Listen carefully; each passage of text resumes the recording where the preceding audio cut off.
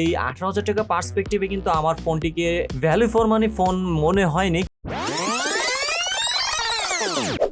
Guys Realme C সিরিজের কিন্তু আরো একটি লেটেস্ট ফোন Realme C53 ফোনটি কিন্তু দেশের মার্কেটে অফিসিয়ালি লঞ্চ হয়ে গেল। তো ফোনটি কিন্তু বাংলাদেশের মার্কেটে 6GB 128GB ভেরিয়েন্টে লঞ্চ হয়েছে এবং যেটি কিনা 18,000 টাকায় লঞ্চ হয়েছে। তো ফোনটি আপনাদের জন্য এই 18,000 টাকায় কি আসলে ভ্যালু ফর মানি হবে? এছাড়া ফোনটি আমাদের কি কি প্রোভাইড করছে, স্পেসিফিকেশনে কি কি থাকছে, আর এই 18,000 টাকা প্রাইস পয়েন্টে অন্য সব স্মার্টফোনগুলোর সাথে যদি আমরা এটাকে তুলনা করি তাহলে কোনটি আমাদের চয়েস করা ঠিক হবে? তো গাইজ এই সব সম্পর্কে কিন্তু আজকে বিস্তারিত আলোচনা হবে এই ভিডিওতে, তো ভিডিওটি সম্পূর্ণ দেখবেন। তো গাইজ চলুন শুরু করা যাক।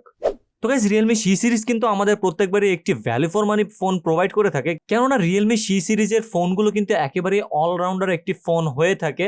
সব দিক থেকে কিন্তু এটি একটি স্ট্যান্ডার্ড স্পেসিফিকেশন এবং স্ট্যান্ডার্ড পারফরমেন্সও কিন্তু আমাদের প্রোভাইড করে থাকে, যার কারণে কিন্তু আমরা C সিরিজের ফোনগুলোকে একটি ভ্যালু ফর মানি হিসেবে জেনে থাকি। তো তেমনই C53 ফোনটি আমাদের জন্য কেমন হবে, তো চলুন জানা যাক এর স্পেসিফিকেশনে কি কি থাকছে।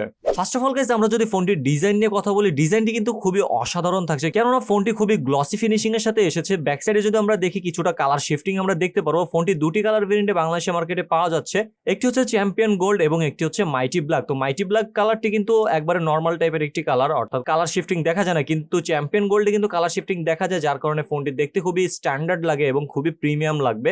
এবং ব্যাক সাইডে কিন্তু একটি বড় ক্যামেরা কাট আউট দেওয়া রয়েছে, যেখানে কিনা ডুয়েল ক্যামেরা সেটআপ দেওয়া রয়েছে এবং একটি ফ্ল্যাশও প্রোভাইড করা হয়েছে। বড় বড় তিনটা ক্যামেরা বাম্পি বলা যেতে পারে, অর্থাৎ কিছুটা আইফোন টাইপের ডিজাইন বলা যায়। এবং ফোনটি কিন্তু একটি বক্সি টাইপের ডিজাইনের সাথে এসেছে, যার কারণে কিন্তু আপনারা ফোনটি ধরে অনেকটা কমফোর্টেবলি ইউজ করতে পারবেন। এবং সামনের দিকে আসলে আমরা কিন্তু একটি ওয়াটার ড্রপ সেলফি ক্যামেরা দেখতে পারবো।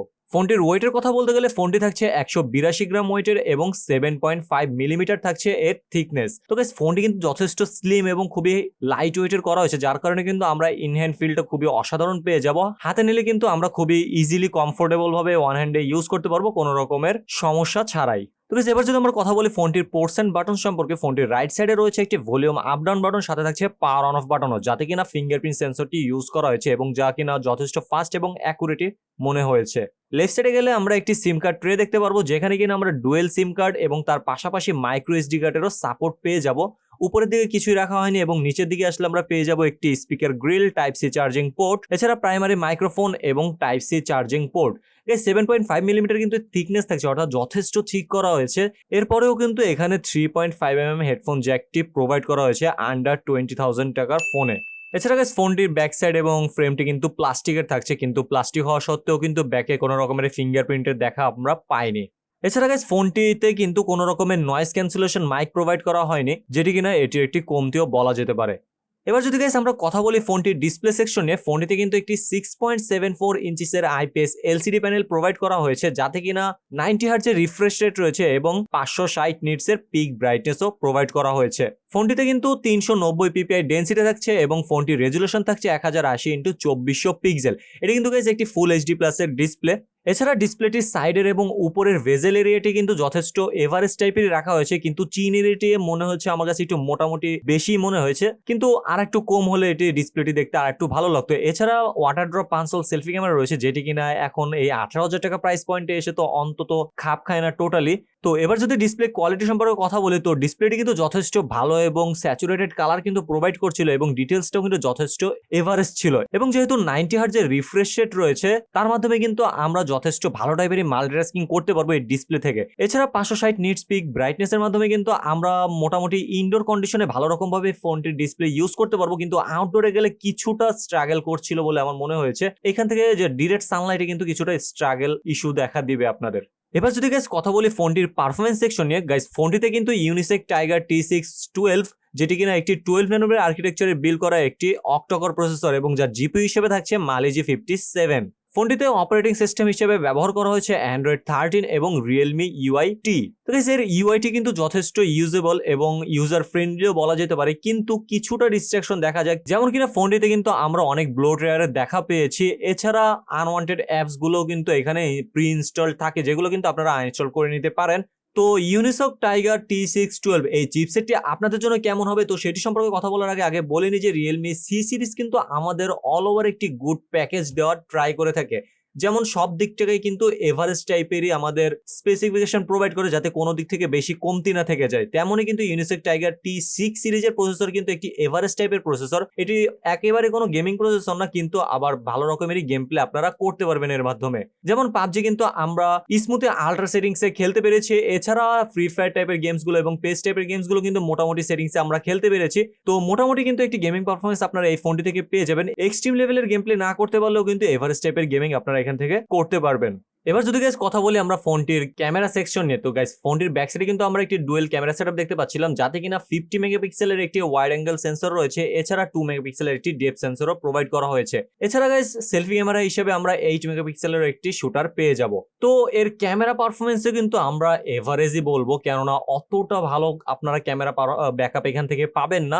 মোটামুটি টাইপের একটি ফটোগ্রাফি করতে পারবেন, যেমন কিনা ডে লাইটে কিন্তু আপনারা যথেষ্ট ভালো রকমের ফটোগ্রাফি করতে পারবেন, কিন্তু নাইট কন্ডিশনে গেলে কিছুটা স্ট্রাগল করে। এছাড়া নাইট মোড অন করে নিলেও কিন্তু কিছুটা ভালো ইমেজ কিন্তু এটি প্রডিউস করছিল। এছাড়া ডে লাইটে যেসব ছবিগুলো প্রোভাইড করছিল সেখানে কিন্তু রেড কালার গুলো যেখানে আসছিল সেগুলো কিন্তু একটু বেশি বুস্ট আপ করে দিচ্ছিল। তাছাড়া কিন্তু এমনি ছবিগুলো যথেষ্ট ডিটেল ধরে রাখতে পারছিল, এবং এর ডেপথ সেন্সরও কিন্তু যথেষ্ট ভালো রকমের কিন্তু ছবি প্রোভাইড করছিল। এজ ডিটেকশনে কিছুটা ঝামেলা দিচ্ছিল, অর্থাৎ প্রপারলি এজটা ডিটেক্ট না করতে পারলেও মোটামুটি টাইপের একটি ছবি কিন্তু এটি প্রোভাইড করছিল।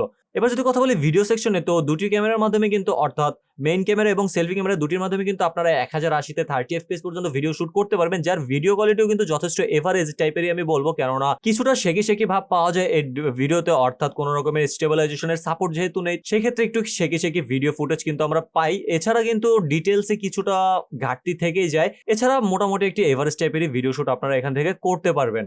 এছাড়া গাইস ফোনটিতে কিন্তু আমরা 5000 mAh এর একটি বিগ ব্যাটারিও দেখতে পারবো, যেখানে কিনা 33 ওয়াট পর্যন্ত ফাস্ট চার্জিং এর সাপোর্ট রয়েছে। তো গাইস এখান থেকে কিন্তু কিছুটা অ্যাডভান্টেজ রয়েছে যে 5000 mAh এর একটি বিগ ব্যাটারি রয়েছে, তার পাশাপাশি 33 ওয়াটের চার্জার রয়েছে, যার কারণে কিন্তু আমরা 1 ঘন্টার মধ্যে কিন্তু প্রায় 100% চার্জ করে নিতে পারবো, যার মাধ্যমে কিন্তু আমরা লং টাইম একটি ইউজেস ব্যাকআপও পেয়ে যাব। তো এই 18,000 টাকা প্রাইস পয়েন্টে এই ফোনটি কি আদৌ আপনাদের জন্য ভালো হবে কিনা, তো সেই সম্পর্কে কিছু কথা বলা যাক। তো আপনাদের প্রায়োরিটি যদি হয়ে থাকে যে আমাদের ভালো একটি ডিজাইনের ফোন দরকার, এছাড়া আমাদের ডিসপ্লেটি মোটামুটি ভালো লাগবে, এছাড়া আমরা টুকটাক ফটোগ্রাফিও করে থাকি এবং টাইম পাসের জন্য কিছুটা গেমিং করে থাকি, এবং আমাদের বিশেষ করে ব্যাটারি লাইফটা অনেক বেশি লাগবে, যাতে কিনা আমরা লং টাইম ধরে ফোনটি ইউজ করতে পারি, তো সেই ক্ষেত্রে আমি বলবো এই ফোনটা আপনার নিতে পারেন। এছাড়া ফোনটি যেহেতু 18,000 টাকায় পাওয়া যাচ্ছে এবং এই সকল স্পেসিফিকেশন যেহেতু আমাদের প্রোভাইড করছে, তো এই 18,000 টাকা পার্সপেক্টিভে কিন্তু আমার ফোনটিকে ভ্যালু ফর মানি ফোন মনে হয়নি, কেননা 18,000 টাকা থেকে 20,000 টাকা প্রাইস পয়েন্টে কিন্তু আরো অনেক ফোন রয়েছে।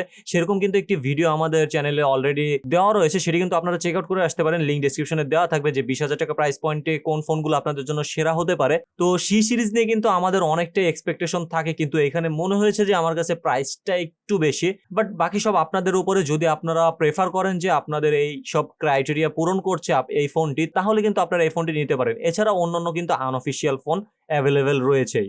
তো গাইস এই ছিল আজকে আমাদের বিস্তারিত C53 ফোনটির রিভিউ। তো ভিডিওটি আপনাদের কাছে কেমন লেগেছে এবং ফোনটি আপনাদের কাছে বিস্তারিত কেমন লেগেছে অবশ্যই কমেন্ট করে জানাবেন, এবং ভিডিওটি যদি ভালো লেগে থাকে অবশ্যই একটি লাইক করে দিবেন। তো গাইস দেখা হবে পরবর্তী কোনো এক ভিডিওতে, ততক্ষণ পর্যন্ত খোদা হাফেজ।